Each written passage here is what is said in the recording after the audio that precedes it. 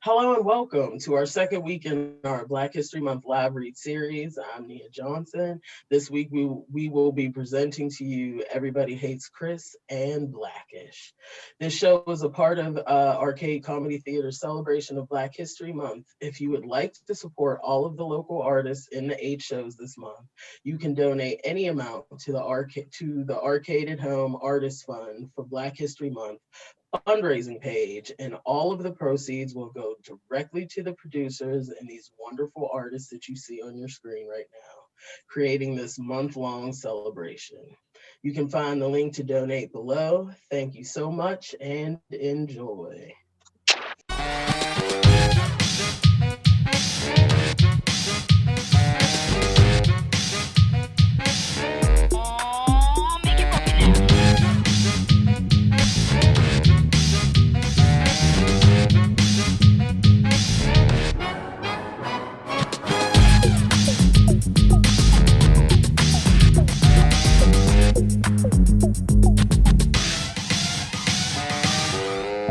Interior, boys' bedroom.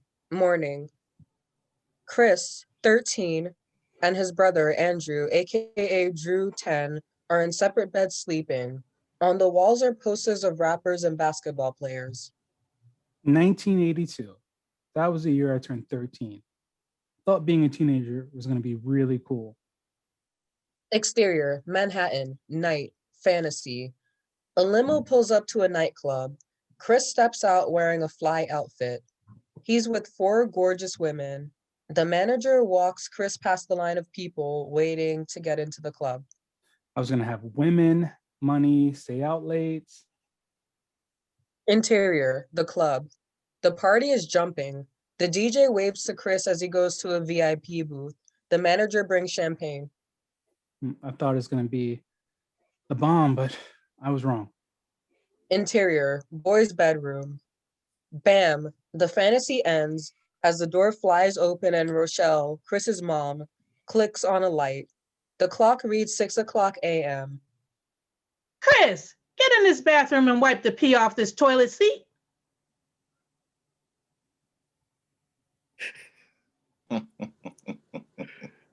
Exterior, Crown Heights apartment, day.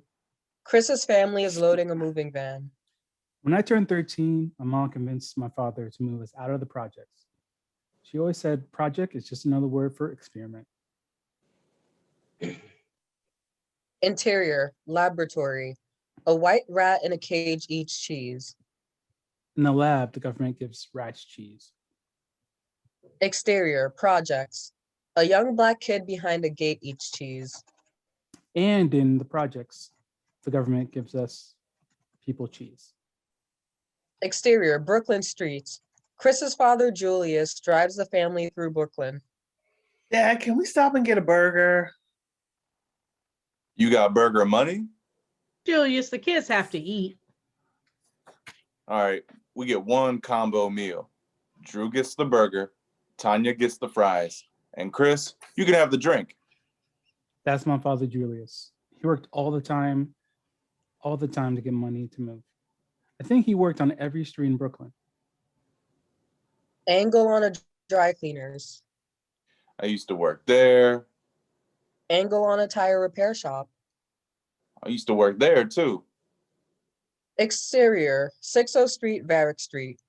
Mom and the kids are carrying stuff into their new apartment. Neighbors watch. A thug is spray painting Bed-Stuy, do or die on a building. Rochelle and the kids watch. If I ever catch one of you all spray painting on a wall, I will put my foot so far up your behind, you'll have toes for teeth. That's my mother, Rochelle. She had 100 recipes for whooping ass. Interior, house. I'll slap the caps off your knees. Another time, another outfit. I'll knock you in the last night.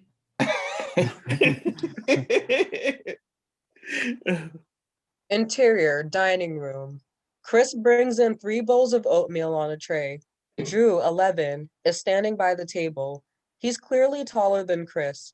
Tanya, 10, sits playing with the sugar bowl. That's my younger brother, Drew. Everybody thought I was his little brother. My sister Tanya was the youngest, so she never got blamed for anything. Tanya knocks over the sugar bowl on purpose. Rochelle, in a robe and curlers, comes in on cue. Chris, clean that mess up. Tanya knocked it over. Did I ask you that? Since I was the oldest, I had to be the responsible one. I was like the emergency adult. Exterior, front porch, day. Dad is leaving for work. Chris stands at the door. If you smell smoke and think the house is going to catch fire, you get your brother and sister out of here. Exterior, front porch, another day, another uniform.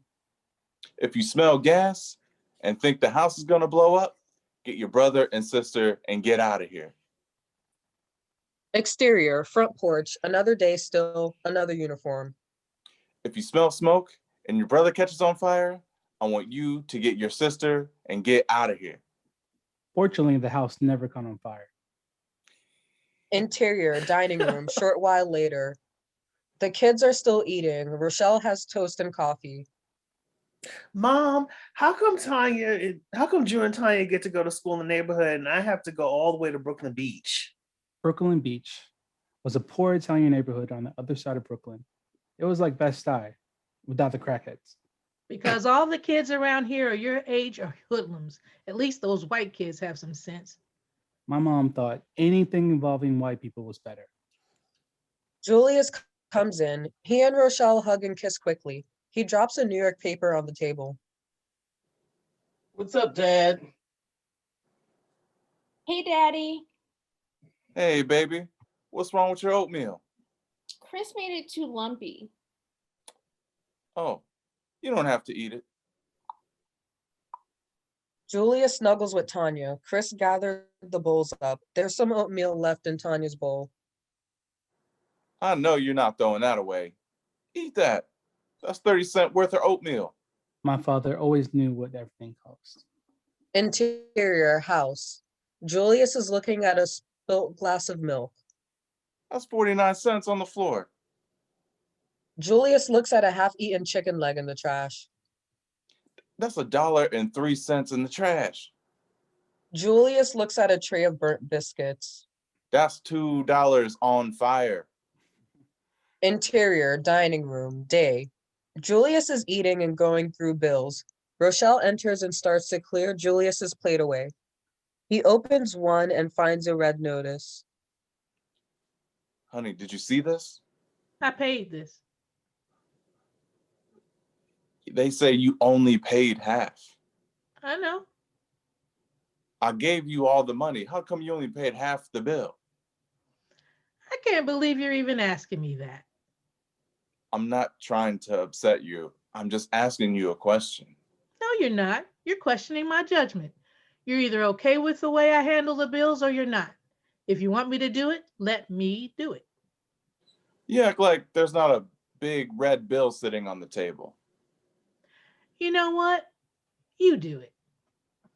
All right, I'll do it. Do it then. He exits. Interior stairwell, later. Chris is coming down the stairs in clean white sneakers. Boy, you are not going to school in those sneakers. Believe it or not, there was a time when you couldn't wear sneakers everywhere. How come everybody wears sneakers? You look raggedy. You have an assembly today. My mom hated raggedy. She said it's better to be poor and neat than rich and raggedy. I think she said that because we were poor. She produces a pair of shiny black leather school shoes. Here, wear Drew's school shoes. I hate these shoes. Everybody in school make fun of me.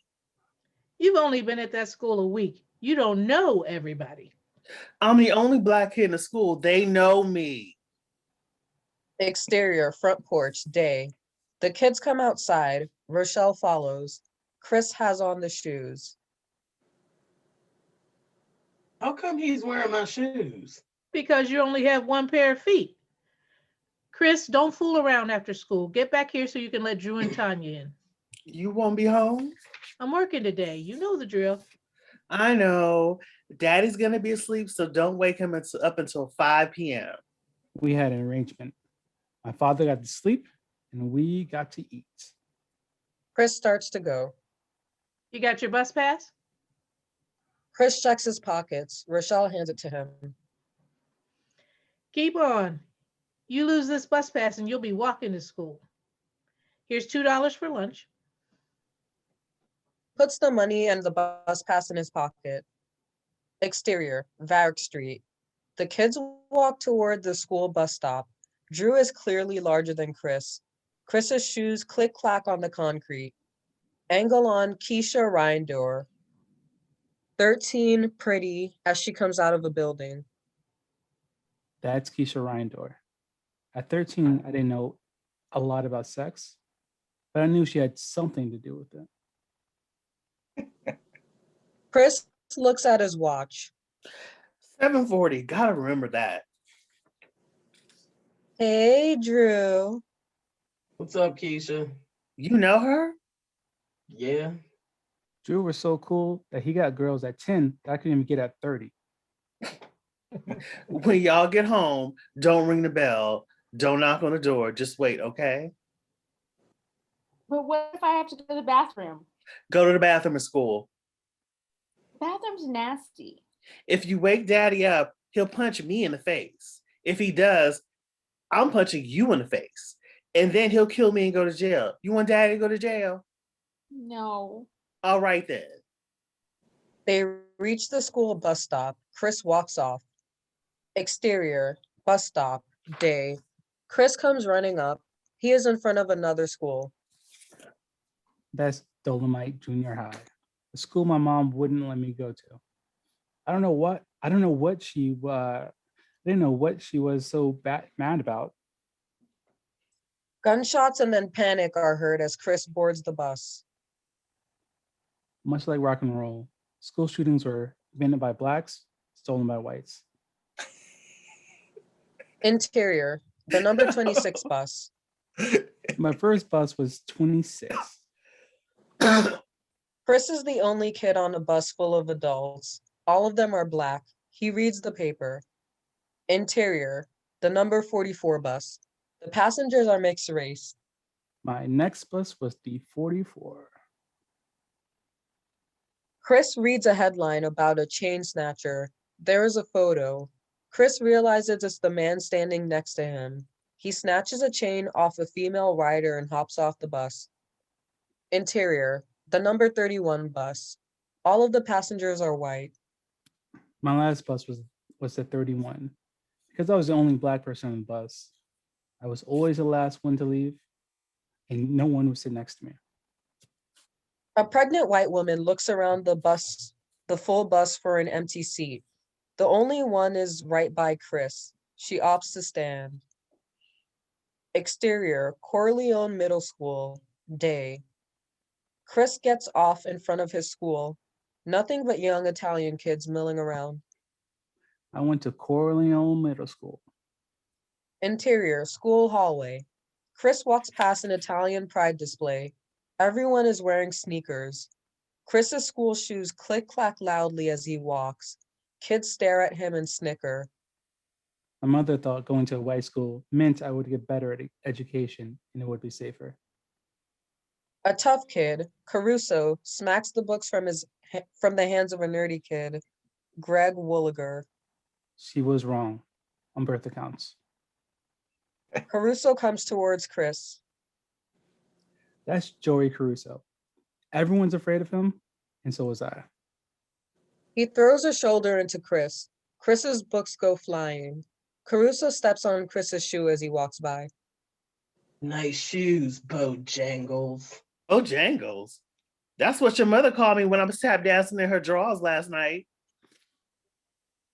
A collective gasp from every kid in the hallway.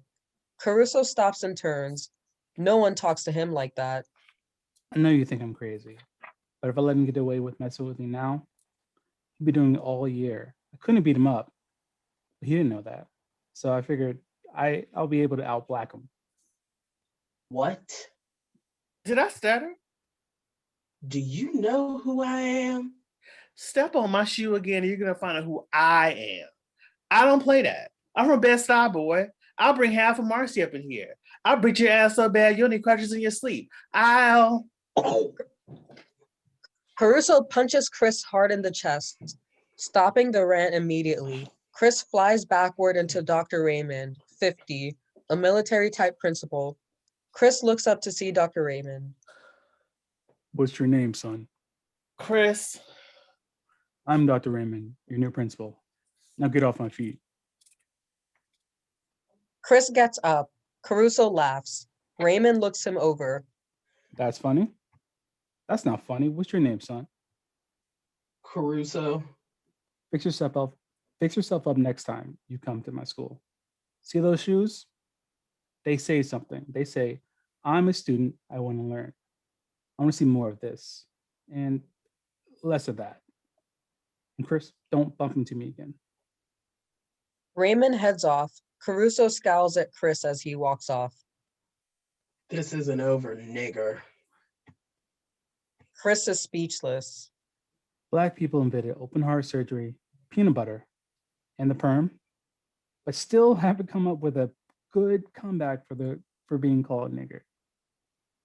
Chris and Greg pick their books up. You really from Bed-Stuy, do or die? Yeah. Cool. You ever been shot? No, not yet. Wow. I'm Greg. That's Greg Williger. Was a nice kid who couldn't fight, just a big ass kicking magnet. He wasn't my first choice for a friend, but you have to be friends with people that want to be your friends. I'm Chris. Cool shoes. Greg has on an older pair just like them. If he's the new principal, what happened to the old one? Exterior, Corleone Middle School the previous year. The old principal is being dragged away by the police, screaming out to, I don't know what you're talking about. Ask anybody, I swear. Come on, guys. Interior, kitchen. Rochelle is dressed for work, still angry from earlier. She slams and bangs things around the kitchen. Hard as my father worked, he never really had any expectations. He never knew he knew he wasn't going on vacation. He knew he couldn't afford a sports car. The only thing he could ever ask for was the big piece of chicken at the end of the day. She pulls a big piece of chicken from a plastic container and puts it on a plate with vegetables and wraps it in a plastic wrap. She puts it in the fridge. Interior, dining room. Rochelle enters. Julius is going over bills. What are you doing? I'm paying the bills. It says $40. I'm paying $40. Rochelle picks up the bills and looks them over. See, that's what I'm talking about. You're doing it wrong. She puts them in her purse and heads for the door. Where are you going? To work. Is Chris going to be home in time to wake me up? Can I see into the future? What's wrong with you? She walks out. Slam. Exterior, pizza joint, day. Greg and Chris are walking past the kids hanging out. I'm gonna go get a hot dog. I'm gonna get a slice of pizza. Greg walks off. Chris takes his bus pass out of his pocket with his money. He turns around and there's Caruso. Caruso steps on Chris's shoes and pushes Chris. His things go flying. Caruso's boys scoop up the cash and the bus pass in a flash. Chris gets up and bravely faces Caruso. Give me back my bus pass, man. You want it? Take it. Chris steps up to Caruso. I'm not scared of you. On cue, Raymond comes walking out of the pizza joint. Caruso deftly steps away from Chris as if nothing is happening. Once Raymond is gone, Caruso brushes past Chris and gets right in his ear. After school, Satchmo. Chris turns and watches Caruso walk off.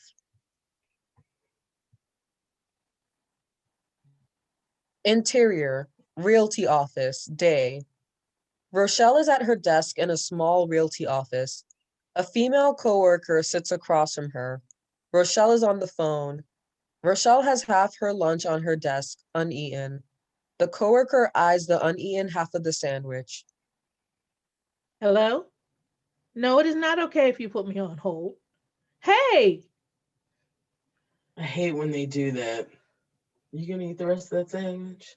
no, girl, you can have it. The coworker grabs the sandwich up. She is so happy. Hello? Hello? I swear. She hangs up. Rochelle's manager, Mr. Corliss, black 40-ish, comes over. He speaks softly to Rochelle. Are you okay? What? I overheard you on the phone. I'm just wondering if you're okay. If you got something to say, just say it. I was just saying, just wondering if you're okay. I don't see you asking nobody else if they're okay. I'm on the phone for 2 minutes. All of a sudden, you want to know if I'm okay. You act like I'm the only one around here making calls. Because my dad only worked 2 jobs. My mother would threaten to quit a job for no reason at all. My man works 2 jobs. I don't need this. I was just wondering if you were okay. I'm fine. You happy? Can you believe she's only been there for 3 days?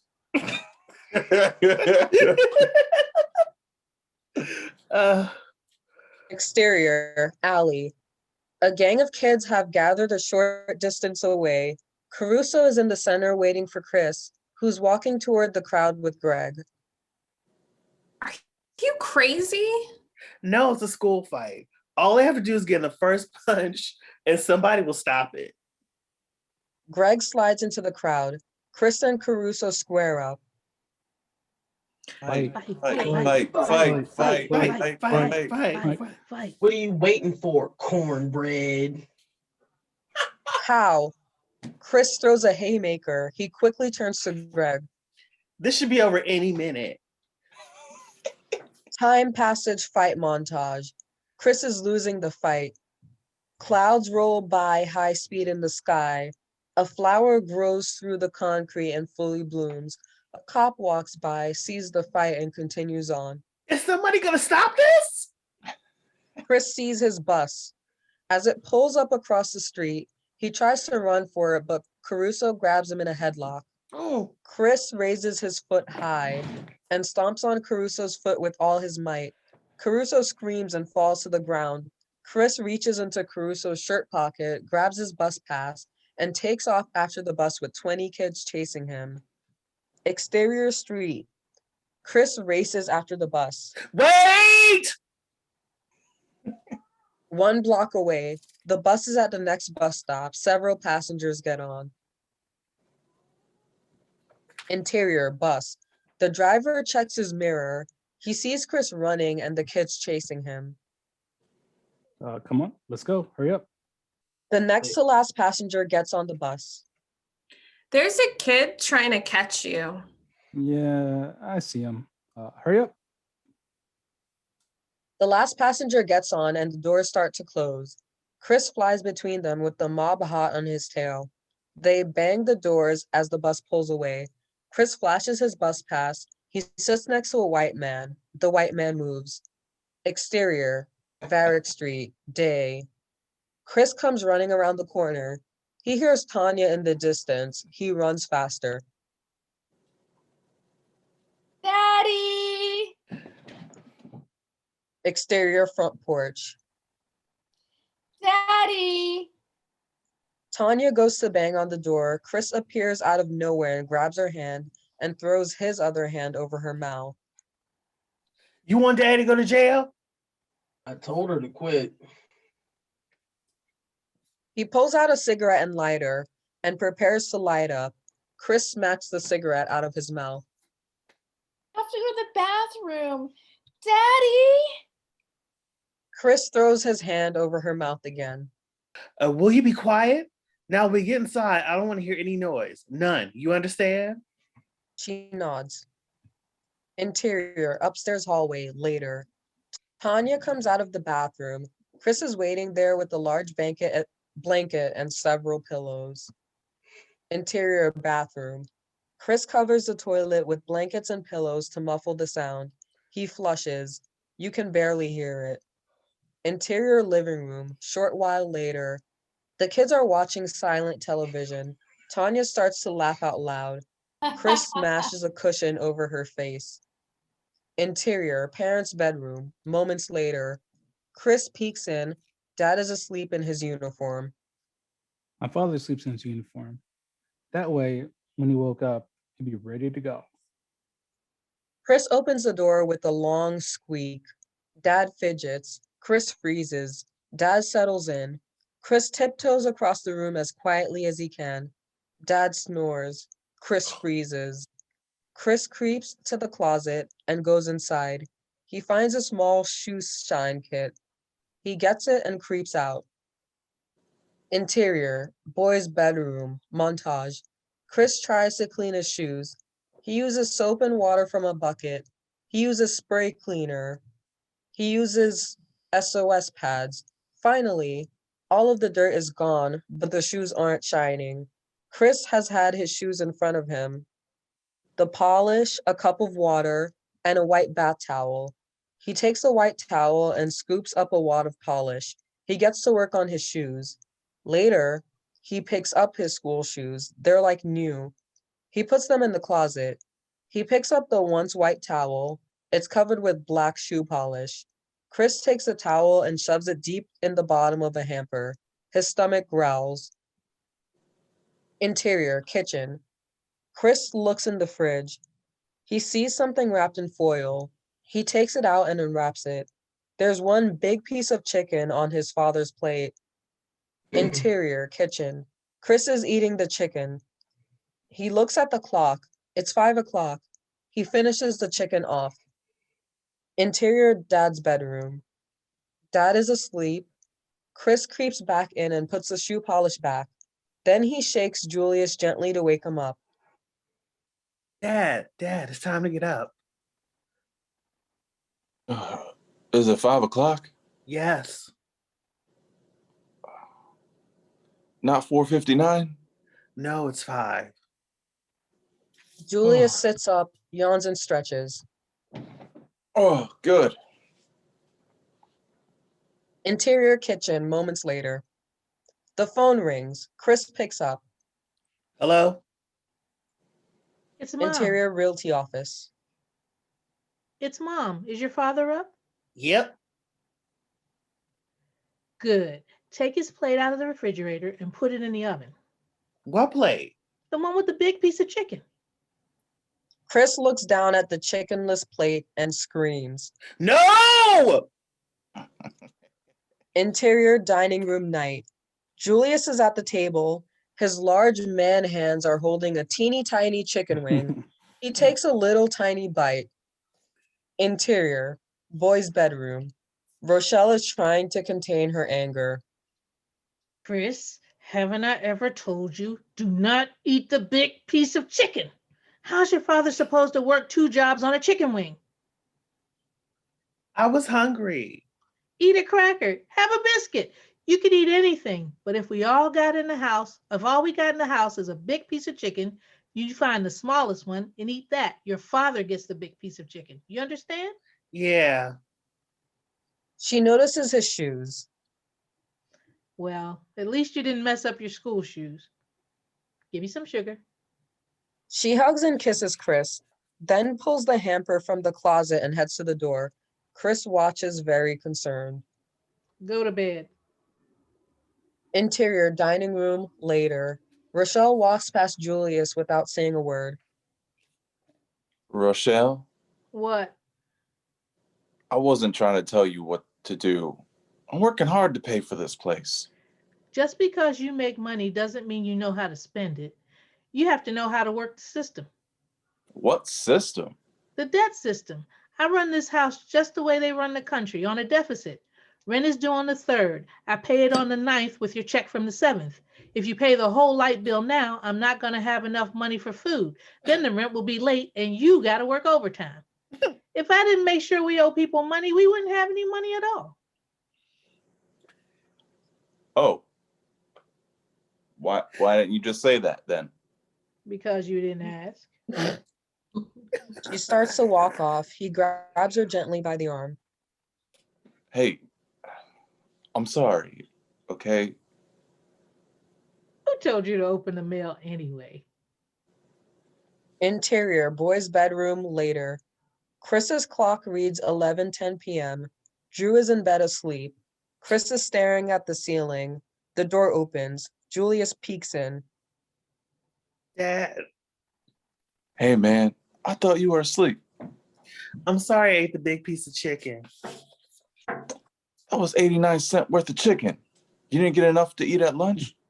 I was just still hungry. Next time, eat a little bit, something extra at breakfast, okay? Okay. Julius gives Chris $1. And don't be pulling this money out. Somebody will try to rob you. And don't tell your mother about this. Everything okay at school? I didn't tell my dad about the fight because he went to school in the South during civil rights. Stock. Kids being escorted into school by tanks. White people screaming at students. After hoses, tanks, and George Wallace, somehow Joey Caruso didn't compare. It was Shot. okay. Joey Caruso stares menacingly into camera. Interior, boys' bedroom. It was okay. Good. I'll see you in the morning. My father wasn't the type to say, I love you. He was one of the 4 fathers on the block. I'll see you in the morning meant he was coming back. Coming back was his way of saying, I love you. Julius is almost gone. He turns back. And turn that clock off, boy. You can't tell time when you sleep. That's 2 cents an hour. Chris unplugs his clock. He closes his eyes to go to sleep. Chris, what the hell happened to my towel? Chris's eyes pop open. Everybody hates hates Chris.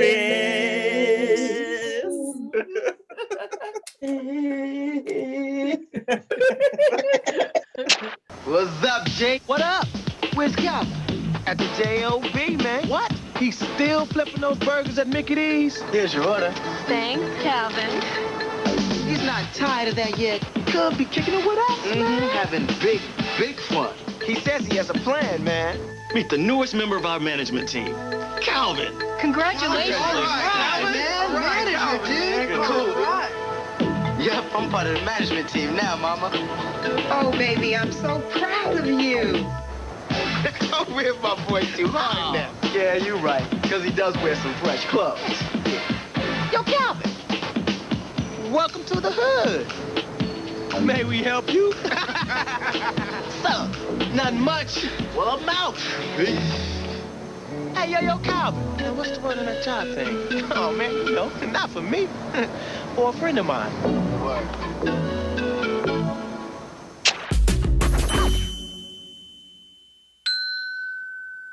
Fade in. Public Enemies fight the power blast. Interior Dre's bedroom day. We see an iPhone 5S laying on its back. The case reads, if found, you're welcome. A hand stops the alarm. We see Andre Dre Johnson, 35, black, not African-American, because he hates that shit, still laying in bed. Okay, I'm just your standard, regular old, massively well-endowed black dude.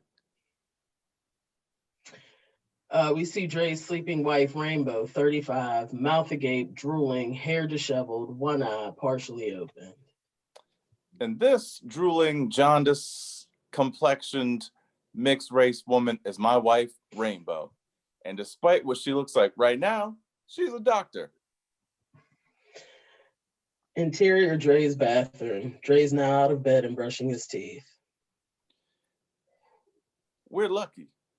We've got great jobs. Insert white backdrop. Ding! Dre, casually dressed in rainbow in a physician's white coat, pop into the white backdrop, arm in arm, all smiles.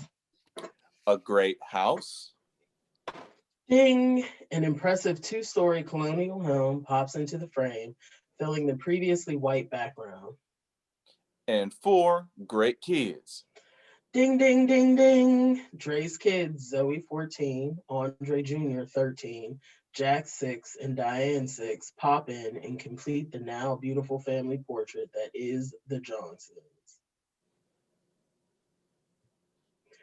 Interior Dre's closet. Dre stands in front of a ridiculously large collection of high-end sneakers, deciding on a shoe for the day.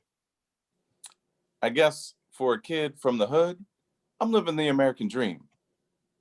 Only problem is, whatever American it was who had the dream probably wasn't black.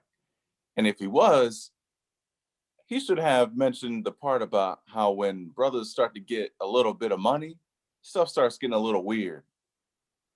Exterior Dre's house. A roofless sightseeing tour van rides past Dre's house as he and the kids play outside. A tour guide on a PA system speaks to the tourists on the van.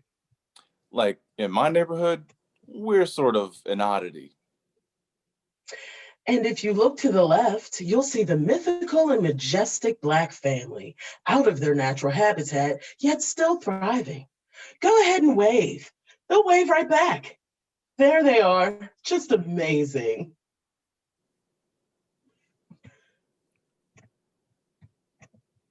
The mythical and majestic Black family in white neighborhood circa 2014 is scribbled in underneath Dre and the kids. Interior Dre's kitchen.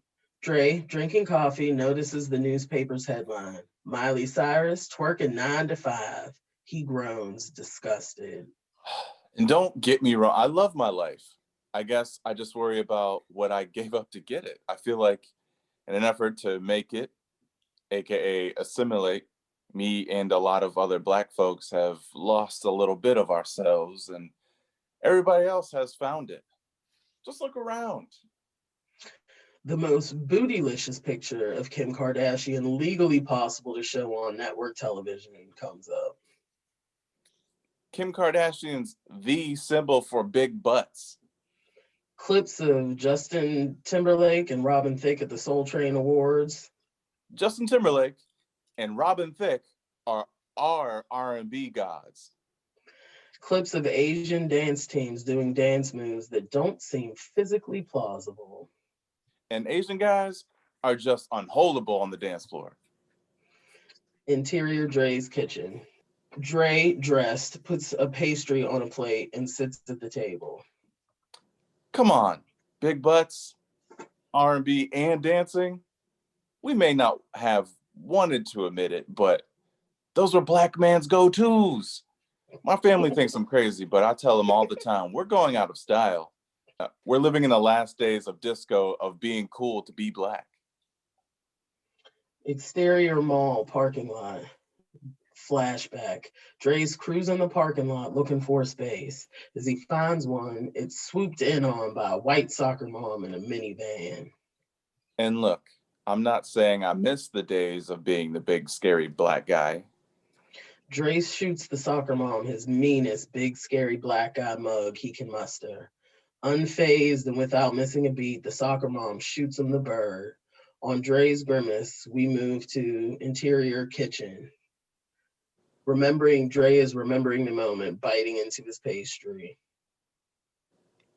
But it did kind of have its advantages. Interior Dre's house, kitchen. Dre's reading the paper and eating his pastry as we left him. His father, Pop, 60, enters and sits without saying a word. Even though we were close, my Pops had a weird way of showing me he loved me. Hey, Pops. Jesus Christ. Can I at least get a cup of coffee in me before you start in? And by weird, I meant he didn't show it at all. Pops takes the pastry off Dre's plate and starts to read his newspaper. Zoe, 14, enters. As per usual, her head's buried in her iPhone. She sits down, takes the pastry from Pop's plate, and continues texting without saying a word to anyone. Good morning, Zoe. Hey, Daddy. Did you brush your teeth this morning? Yeah, why?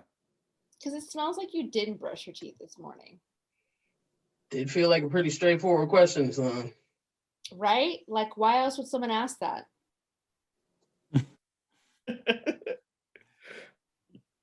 Nice try, but both of you, I'm not falling for that one again. Zoe shrugs and goes back to texting, and Pops goes back to his paper. Dre inconspicuously self-tests his breath. Andre Jr. 12 enters and pours himself a glass of orange juice. Morning, Pops. What's up, Dad? Dre and Andre Jr. exchange their usual routine of a hand slap, fist bump, and kiss on the cheek. Pops looks on disgusted. For Christ's sake, why don't you two just get a room? Can't believe I fought a nom for this and marched on Washington too. You shot yourself in the foot to avoid the draft, and you were in D.C. for the Isley Brothers concert.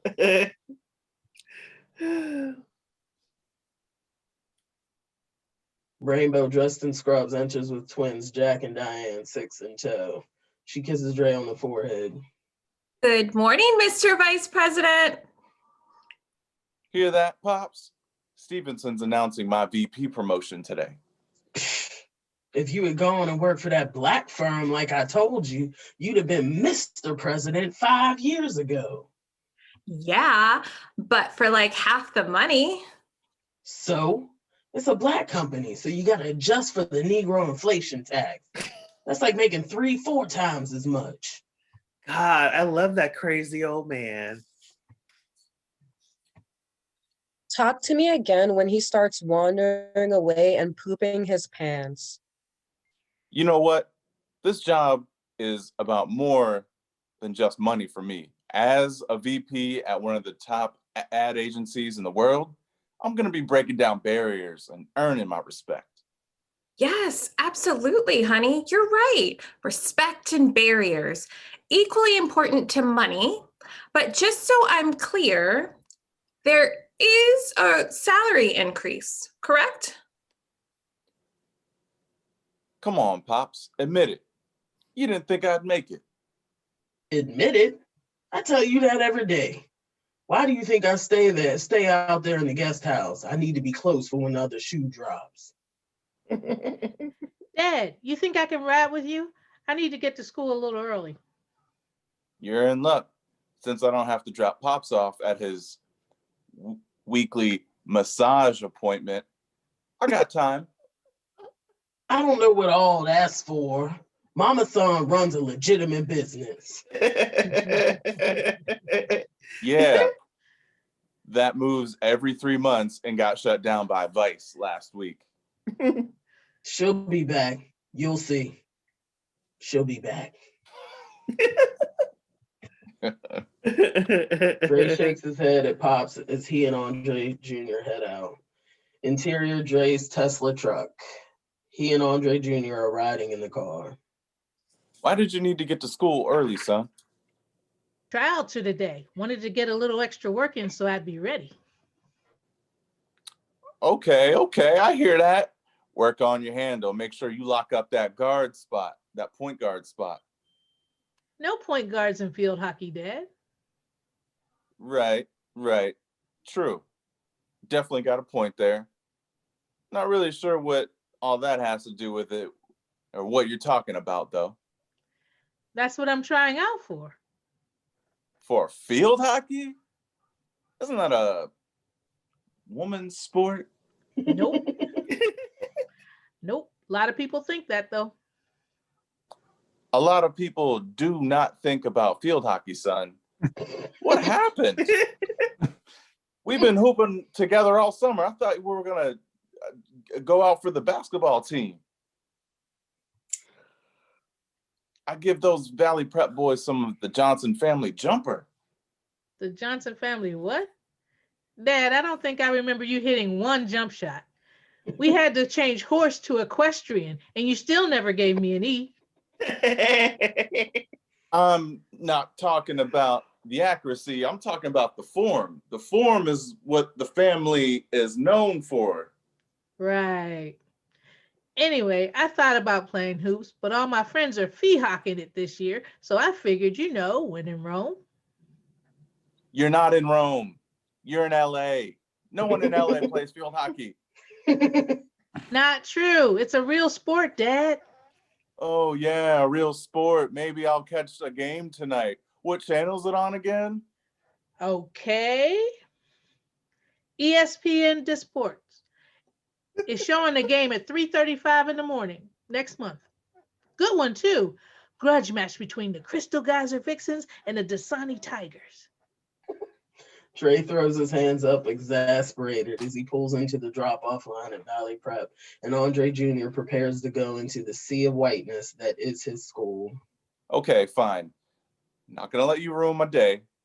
You want to play field hockey over the greatest sport in the world? Go for it.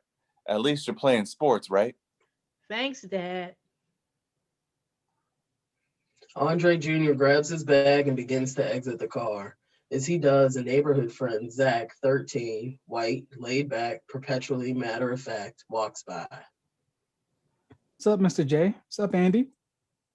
Zach walks into the building as Drake glares back to his son through the roll-down car window. Andy? Nice, right? I think it says, I'm edgy, but I'm approachable. It says I'm an idiot who plays field hockey. Andy's not even derivative of Andre. Derivative or not, that's my new handle, and I think the ship sailed on it. Nicknames have a lot of stickiness. And to be honest, Dad, Andre's your name. It's who you are. I've never really felt like it fit me. You're 12. You don't know what fits you. Went to go buy shoes and the salesman said you've been wearing sneakers that was 3 sizes too small. I thought I was tying them too tight. Still doesn't mean I'm a Dre, though. Oh, and don't forget, we have to talk about what we're going to do for my birthday party next week.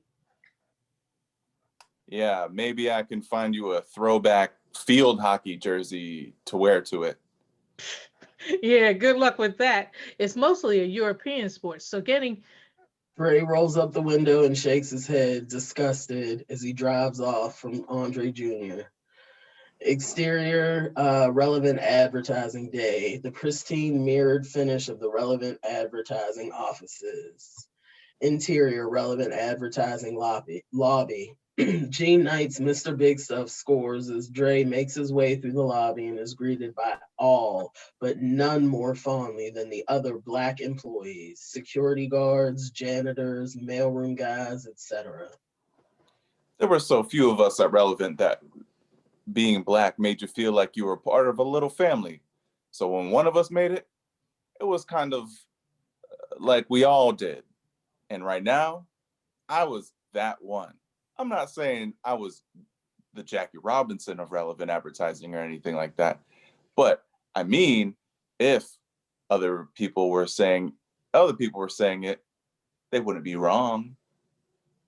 Dre exchanges a flurry of different but equally impactful head nods, fist bumps, and what's up with his family. Interior, relevant advertising, Dre's office. Dre enters and is greeted by his assistant, Chris Levine, 23. Drizzy Dre, what up? Or should I say Mr. VPZ? Dre and Chris do a complicated, well-practiced handshake.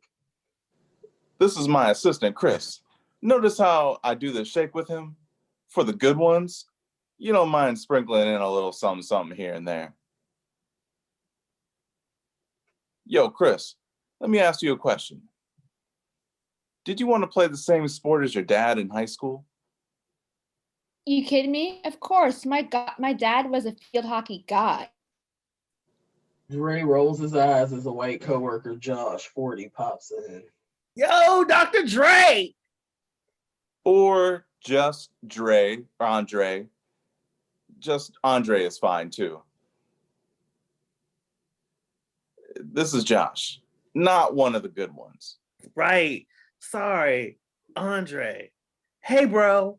Andre. We're working on this Folgers copy, and I want to know how you think a Black guy would say good morning. I'm thinking probably just like that. But let's pitch on it later. Cool, bro. Dre. Andre. Oh, yeah. Stevenson called a meeting. Sounds like something big might be up. Really? Big? That's That's what people are saying? I've been hearing historic and game-changing tossed around, but who knows? It's probably just office gossip. Josh furrows, confused as Dre smiles smugly. We move to interior relevant advertising conference room. The meeting is in full swing. The boss, Mr. Stevenson, 60, white, Republican, addresses the employees seated around the conference table. When it came to the advertising game, Relevant was in the league of its own. I was damn lucky to be there. But like many companies, Relevant had a long-standing history of us versus them mentality. The room is split by a clear line of segregation. On one side of the table, the minorities. Underneath them, a chyron reads us. On the other side, the white employees, who underneath the chyron reads them. That's why this promotion was such a big deal. For once, one of us was going to get a chance to be one of them.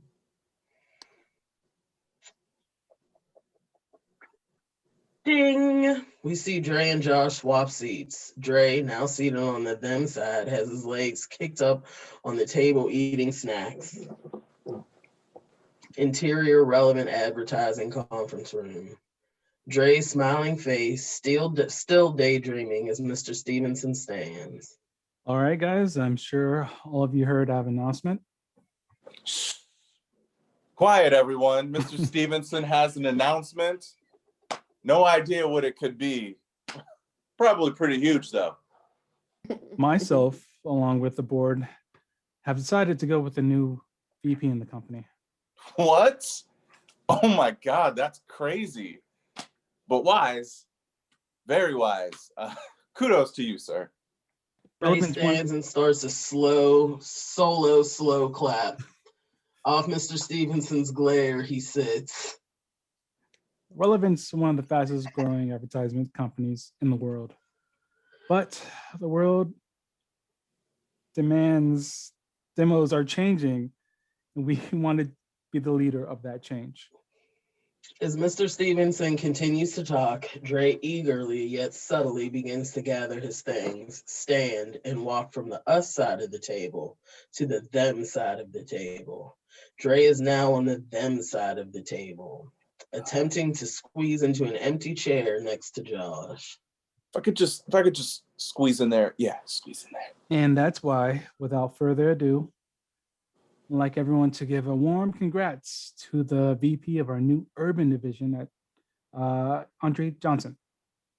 Off this announcement, Dre is stopped in his tracks. I'm sorry. Did you say urban? Interior Dre's house, dining room. The entire Johnson family, including Pops, eats a buffet-style dinner. Rainbow stands, raising her glass. To my husband, the VP. Yes, congrats to my son. Finally made it to head puppet of the white man. To you. Nice, Pops. You're supposed to be here helping celebrate. Actually, you told me I was coming over to eat fried chicken. I don't know what the hell this is. It's fried chicken. Baked fried chicken. You dirty mother. Pops. No, he's right. I feel like a sellout. I said I wanted to be Relevant's first Black VP, but I really wanted to be their first VP who happened to be Black. What difference does it make? Obama's the first Black president. Is he any less the president? No, he's the first Black president of the United States, but not the first president of extra crispy clean Air Jordans or wave caps. Obama's the first white president? Really doing a bang up job over here. Hold on. Let's explore this. Jack, you really didn't know Barack Obama was our first Black president? Not really. I mean, he's the only president I've ever known. Okay, there. He's the only one. That explains his lack of presidential trivia. Presidential trivia. I didn't ask what Obama's first goldfish was named. What's the point of putting up with what I put up with at work just to be able to afford to send our kids to private school if they don't even know Barack's the first Black president? Tootie. Obama's first goldfish's name was Tootie. Very good, sweetie. Now, why don't you and Jack go get ready for bed? Diane gets up, followed by Jack. Jack whispers to his sister. How did you know Obama's fish's name? I didn't. Nice, right? As the twins leave, Andre Jr. crosses over to his parents. Great as this has been, I got FH tryouts tomorrow and I want to be fresh. Plus, I got moved to the front leg of Danny Segelbaum's horror chair for his bar mitzvah this weekend. He's got quite the tuchus, so I'm going to need my strength. You wanna explore that too? Danny Segelbaum has type 2 diabetes, so that could explain his tuchus size. Of course. You think this is funny. You're not the one at fault. What? What are you talking about? My kids look at me going to my job and being a sellout every day. How can I expect anything more from them? Dre shakes his head and crosses out. Rainbow turns to Pops. Geez, for once, all I wanted to do was have a nice dinner with my family and celebrate a good thing like normal people. Guess we don't all get what we want. Damn right. If we did, I'd be eating fried chicken right now. Pops exits. Off Rainbow's incredulous face, we move to interior Dre's house living room. Rainbow enters from work to find Dre on the couch looking at old family pictures on his Apple TV. What are you doing home? Took the day off. Wanted to remember my life the way it used to be. Oh, okay. Makes sense. Usually what people do the day after they're promoted. Don't start, Bo, please. Oh my God. Would you please stop this pity party? So they added urban on your job title. Boo-hoo. What? You think I don't go through all kinds of stuff like this being a female doctor? Come on. It's still an amazing job. Keep it real. Dre sits up and shoots her a death stare. Keep it real? Keep it real? I'm Mr. Keep It Real. You're the one that doesn't keep it real. In fact, you keep it so unreal, you shouldn't even be allowed to question my realness. And here we go. And if we're getting really keeping it real all the way real, you're mixed or biracial or omnicolored or whatever they're calling it today. Point is, you're not even really Black. So, well, if I'm not really Black, then somebody needs to tell my hair and my complete lack of fiscal responsibility. You don't get it. Not only am I a joke at work, but I let my family get lost in all the craziness. I'm raising a son that doesn't want to play the game, that's not only giving Black men more TV time than cops, but that is his father dominated at. I thought you didn't make the team. That was political. I won 3 intramural championships. Point is, my boys playing a yuppie stickball and just got moved to the front of some fat kid's bar mitzvah thingy. Hoorah. Sorry. I'm just not understanding what any of this has to do with you. Don't you see? We're both trapped in the white matrix. Mine is relevant. His is Valley Prep. It's time to take the blue pill, babe. That's the one that keeps you in the matrix. Okay, the green pill. There was no green pill. I get it. You've seen the movie. All I'm saying is that I want to take whatever pill that stops us outsiders and trying to fit in. Outsider? What are you talking about? Relevant made you into a VP. And I'm sorry, Dre, but not everything's about you being Black.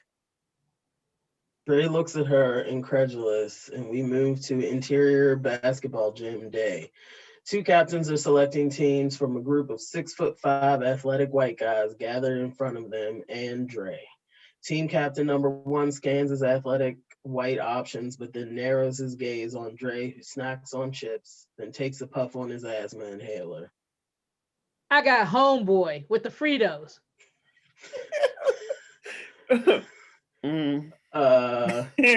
Dre cuts an incredulous look at Rainbow sitting in the bleachers. Exterior street day.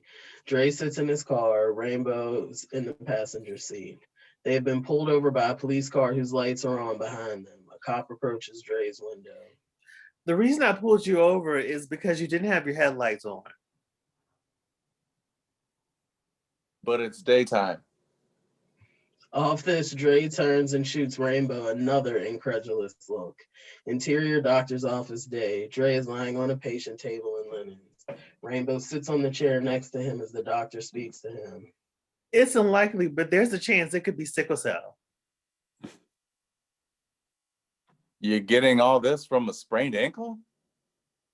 Dre gives Rainbow his familiar look of incredulity as we cut to interior Dre's house living room.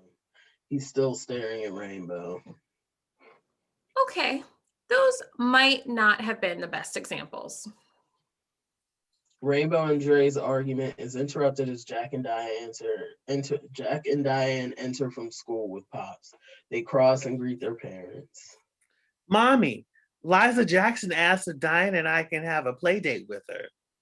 She's weird, so feel free to say no. Liza Jackson. Which one is she again? You know, wears the Nemo shoes every single day. In the polka dot backpack. Kind of smells like a turkey burger. No, like chili. Hold up. Wait a second.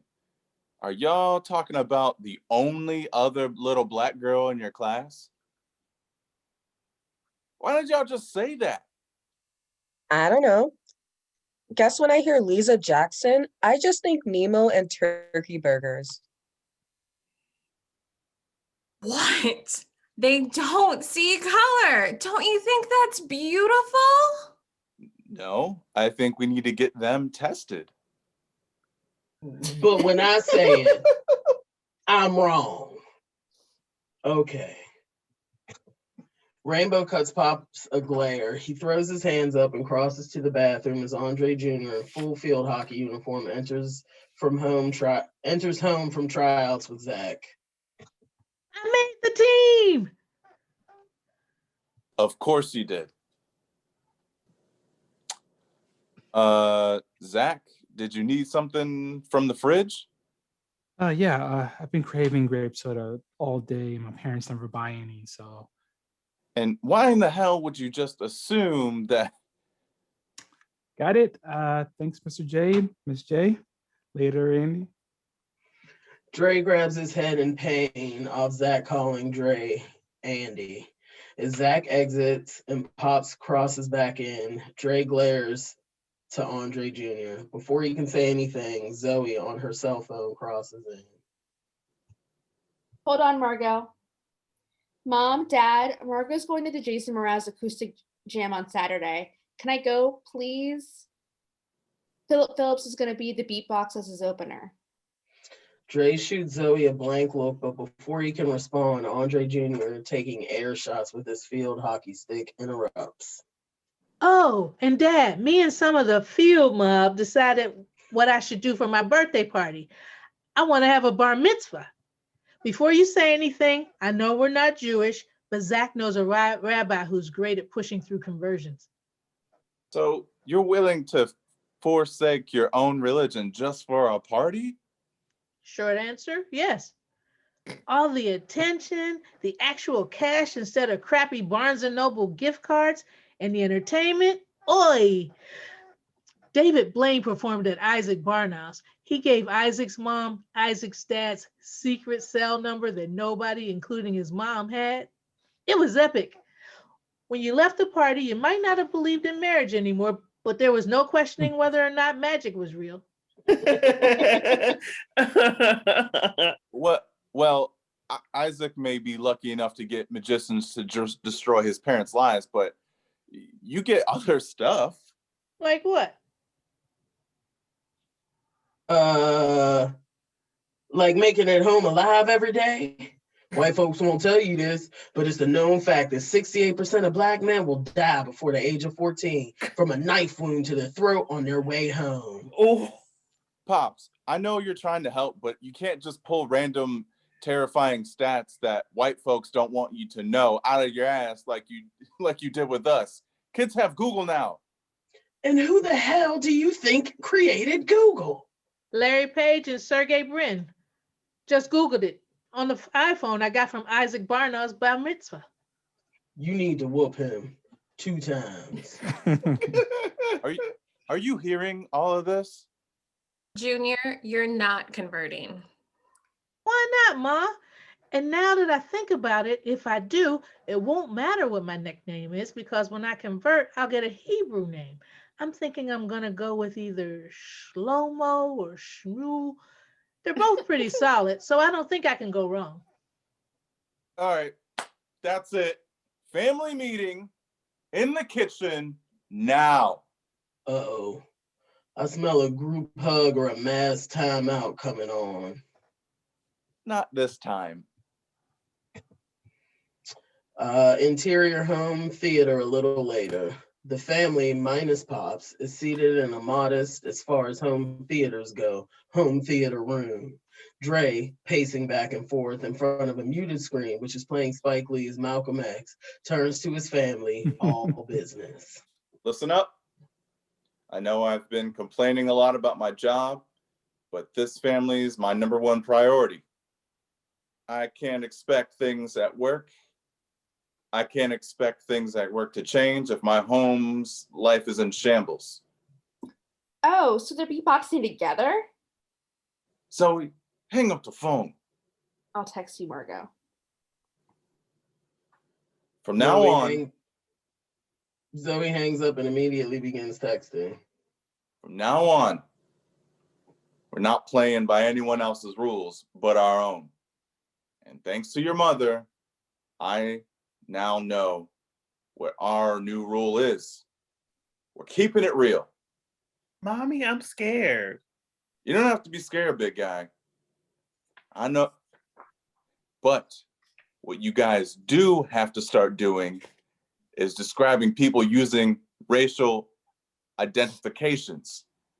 Okay, now I'm with Jack. The assailant was a Hispanic male between the ages of 10 and 60. See, now I know what I'm looking for.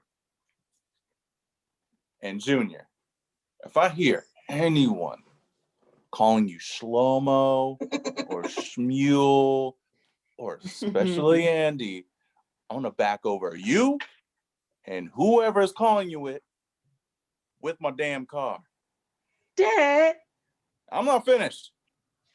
I may have come to watch you play possibly the world's dumbest sport, but I don't know. But what I do know is I have to keep writing you $18 checks and hearing that you rave about other kids' bar mitzvahs. Next Saturday, for your 13th birthday, you'll become a man too, a Black man. And I'm throwing you an African rites passage ceremony. That doesn't sound as fun. Dre turns to Zoe, who's snapping a selfie, and lowers his head, resigned. And Zoe, it's too late for you, baby. Just let me know how much the tickets are and don't get pregnant. Cool. Can I ask your opinion on these 2 Instagram filters? Later. Zoe, oblivious, shoots her dad a thumbs up and goes back to texting. Dre, this is ridiculous. Bo, you were right. Excuse me? You were right. I'm going into Relevant tomorrow, give them my concept presentation, and keep it real as fuck with them. Don't think that's exactly what I said. Babe, listen. I know this job thing has you a bit out of sorts, but urban division or not, this position is a huge deal and you should be proud. I am. I'm totally over it. Totally. Oh, well, good. Because I know how you can get, and I wanted to make sure you weren't going to go back to work and do something stupid. If Relevant wants an urban VP, then that's exactly what they're going to get. Right. So you're not over it, and you definitely are going to do something stupid. Got it. Dre, with a manic glare, begins nodding his head knowingly. I knew my new keeping it real regime of nonstop, pure, uncut realness wasn't going to be easy. But I was dedicated and ready to do whatever it took to get me and my family back on track. As family sits slack-jawed at Dre's announcement, we cut to insert over the aggressive hardcore bass line of Dead President's hip-hop. We see iconic revolutionary images from moments of social upheaval throughout Black history. The classic photo of a boy being bit by a dog in Birmingham, video footage of civil rights marchers being hosed, video footage of Muhammad Ali angrily speaking to an audience of Black Muslims, and for some reason, there's even a clip of Shaq dunking on Chris Dudley. As the music slowly fades, we hold on one last image, the indelible shot of Malcolm X looking out of his window holding an M1 carbine rifle. This image, along with the screen, then suddenly fades to black. After a beat, a chyron over the black reads, Samsung Galaxy Bright. Off this, we move to interior relevant advertising conference room day. We've been watching a flat screen monitor. As the lights come on, the camera pans to see that Dre has just presented this pitch to Mr. Stevenson and the other bosses. Dre stands looking on defiantly as a mix of legitimate fear and anger is plastered on the faces of his bosses. From here, we move to exterior Dre's house backyard. The backyard has been transformed into what appears to be a mock African village as the classic Ugandan ceremonial hymn, Ngaya. I'm so sorry. I'm so sorry. Plays on an iPod as Dre, in ridiculous-looking African garb, goes over traditional African rites of passage practices with a clearly unhappy Andre Jr. who's holding a wooden staff. Operation Keeping It Real was in full effect. And although it was off to a rocky start, I still had high hopes. Pops, watching on, is in a Black Panther uniform, black turtleneck, black beret, black leather jacket, and black jeans. What is this mess you're doing? It's not mess. It's our culture. That ain't our culture. This is our culture. We're Black, not African. Hell, Africans don't even like us. Ooh. What you need to do is turn on some James Brown, or better yet, have this boy learn the past the third verse of We Shall Overcome. Damn song has 7 verses. People forget that. Dad, not that this song that you've had on a loop for 7 hours isn't great, and I'm sure James Brown's nice too, but since I'm the one having to go through this mashugas, can I make a request? How about some Macklemore? See what happens when you start baking fried chicken? This ain't my fault. It's his mother's. And your cholesterol is 500. You should be eating that chicken raw. Pops and Dre bickering is interrupted by Rainbow home from work. She comes outside to the scenario of Dre dressed in his African garb, arguing with Pops dressed as a Black Panther, while Ugandan music blares and Andre Jr. holds a large stick. So, should I start or do you want to? Not in the mood right now, Bo. Well, that's just too bad because this has to be talked about. Come on, Junior. Let me introduce you to the Godfather of Soul. Pops and Andre Jr. crosses and goes indoors. Dre turns to Rainbow. I know this doesn't look great, but I could really use some support right now. You know what? I was actually trying to be supportive when I called you at work today to apologize, but my apology got a little derailed when the receptionist rerouted my call to corporate security, who questioned me for 30 minutes on my family's political affiliations and my husband's mental state. That's weird. That's weird. I didn't get your message. What happened at work, Dre? Well, Mr. Stevenson failed to fully grasp the irony of my pitch, so we mutually decided to take the weekend to think about whether or not Relevant is still the right fit for me. Still the right fit? He's thinking about firing you? I guess if you need to put it to oversimplify it, You're about to blow this, Dre. You and your nonsense is about to send our kids to public school. I am the co-chair of a very prestigious, deliciously catered PTA. Do you know what the PTA meetings are like at a public school? No, you don't. No one does because nobody goes. So what do you suggest I do? Bow down and give up what I believe in just so I can hold onto a job that allows me to keep my family in this crazy world where we're really not even a part of? This isn't about us and the kids. This is about you. And there's no winning with you. You're mad that Relevant gave you the job because you're Black. But if they'd given it to a white guy, then you'd be mad someone Black didn't get it.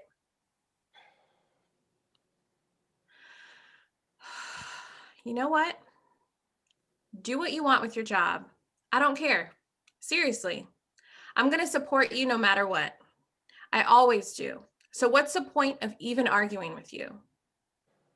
Thank you. I really appreciate... I'm not done. I'll support you, but this keeping it real BS you're on stops now. I'm not going to have you running around torturing my family. Whatever issues you're working through, get over them. Rainbow turns and heads inside, leaving Dre to his thoughts. Exterior Dre's house, front yard a little later. Dre, clearly bothered by everything, is shooting hoops by himself when Pops and Andre Jr. come outside to join him. I just hit another grape soda in the fridge next to something called almond milk. If someone takes this one, we're gonna have a problem. Dad, listen, I get it. You feel like I'm turning into a white boy, but I'm not. I'm just being me. I'm just not quite sure who that is yet. Since I skipped second grade, I'm like the youngest and shortest kid in my class. Son, I know how difficult it must be to feel like the different one at school, but it's important for you to hold on to your culture and realize how special it is. And not that I don't appreciate what you're trying to do, but honestly, Dad, all I'm trying to hold on to right now is my first boob. You think I don't know field hockey isn't exactly the sexiest sport around? Trust me, I know. But I also know that because of that, I had a great chance of making the team. I'm a ninth grader playing varsity. That means something. So this was all part of your plan? Yes. Me and the field mob, Please stop calling yourself that. Fine. Me and my boys figured that if we could just get our foot in the door with the other jocks, we could get in there and really make some noise. So you actually do want to play basketball? Yeah, Dad, but I suck at it. And Michael Jordan, you do know who that is. Yes, mock turtlenecks, mom jeans, big suits. Right. We went over this. You do know him. And the bar mitzvah, you don't actually want one, do you? Oh no, I totally want one of those. They're awesome. But if the rites of passage thing really means that much to you, I'll do it. Andre gives his dad a shake and a pound as he crosses back in. Dre, shocked, turns to Pops, who's overheard the whole thing. Pops, equally shocked, shrugs, impressed. Who knew? He wants to hold a boo. Would have swore that was going a whole different way. How the hell did you manage to keep it real with us when we were growing up? I didn't. I kept it honest. Keeping it real is just something some rapper said in a song, and your generation has been running around for the last 20 years swearing they were doing it. I really did screw this up, didn't I?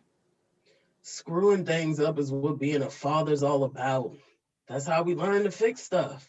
Just remember, son, whatever you do, make sure that it's right for who you are. And more importantly, who your kids are. They'll all be different. We try and have our kids be little carbon copies of us, but that's not possible. Every time I walk past that herb garden of yours out there, I'm reminded of that. You're a good dad, and I'm proud of you, son. Always. Pops gives his son a sincere pound, shake, and hug. As the two men sit for a beat, they're interrupted by Jack and Diane, who walk through the living room talking. Did you see what Mexican Philip did to Armenian Johnny? No, I saw what he did to Johnny the Jew. Oh, yeah, that's who I meant. Oh, well then, yeah, I saw it. I was with Fat White Mary when it happened. Still proud of you, but not your greatest moment. Yeah, that's fair. As Dre looks to his twins and hears his father's words, he realizes that maybe he's made some mistakes. We cut to interior limo day. The entire Johnson family, including Pops, is riding in a stretched limo, and Dre and Andre Jr. are again dressed in traditional African garb. Surprisingly, this time, so is Pops. Andre Jr. looks as if he's about to have a stroke. Come on, Dad. Seriously? Do we have to go through with this? I'm afraid so, son. Ooh, let me light the stage. Boy, be still. This is Sage. Get the bad spirits off you. Come on, Pops, you too? But we're not African, remember? Hey, when in Rome. But this is LA. Okay, fine. But if I step out of the car like this, I'm cooked at school. Then maybe you should put this on.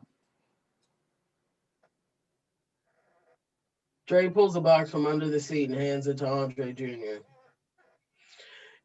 Andre Jr. opens the box and finds a red Adidas tracksuit, a pair of shell-toe Adidas, and a black Kango hat. He looks at his father confused. We cut to exterior limo, bro mitzvah venue day. A young, hip Latino kid DJ begins to blast Drake Started From the Bottom as Andre Jr. steps out and sees a sign that says, "Welcome to Andre's Hip Hop Bro Mitzvah," and all his friends dressed in the same but different colored Adidas tracksuits as he is. Andre Jr.'s face lights up with excitement as he looks on at a crew of dancers made primarily of ethnically ambiguous Asian kids who put their modern twist on breakdancing. Dre's buddy Zach, who's emceeing the event, stands in front of the DJ booth with a mic in hand, rapping along to the chorus of "Started From the Bottom, Now We Here," while ironically dressed in a $600 Maison Martin Margiela hoodie. A stealth videographer quietly captures it all. What is this?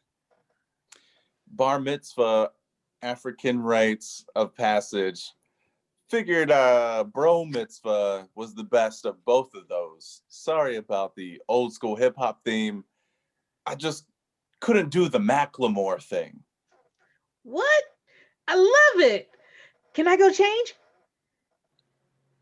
Not bad. And you were in on it too. Nice. Might actually fry you some chicken for this.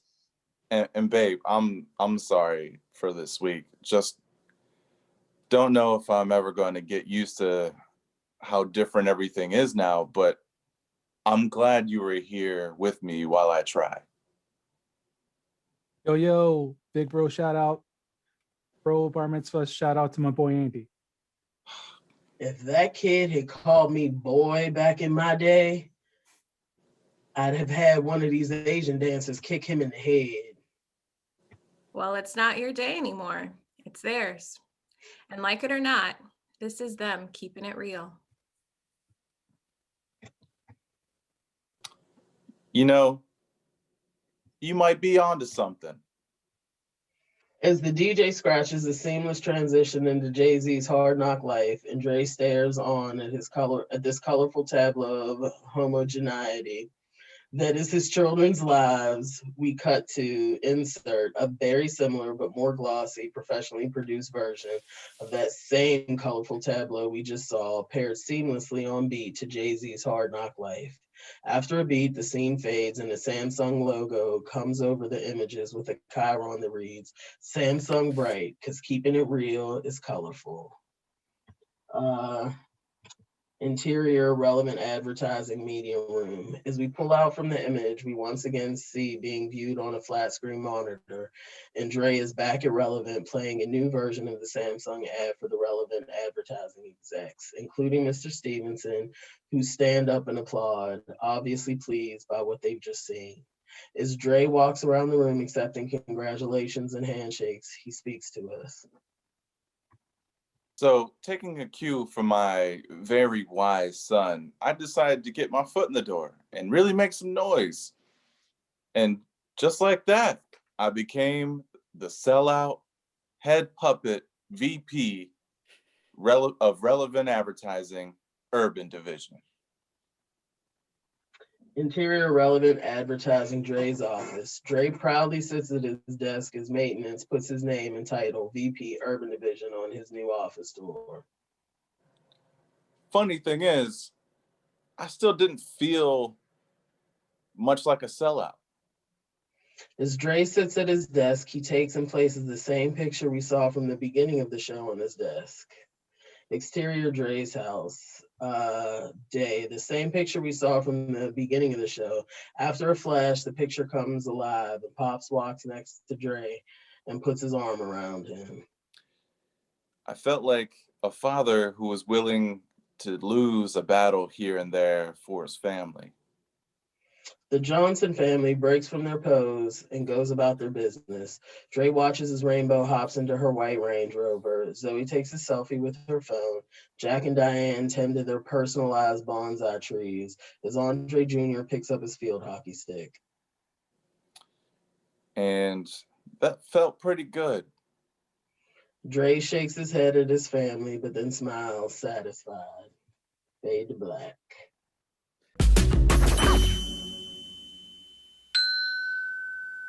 Thank you so much for joining us tonight. Please remember to donate, to click the donate link down at the bottom to support all of these wonderful artists giving you this wonderful Black History Month programming. Next week, we will be doing Black Boy Joy, but for tonight, I am Nia. I'm Mary. I'm Derek. I'm Gladys. I'm Maza. Ryan. I'm Stacy. And I'm Tyler Ray Kendrick. Thank you and good night.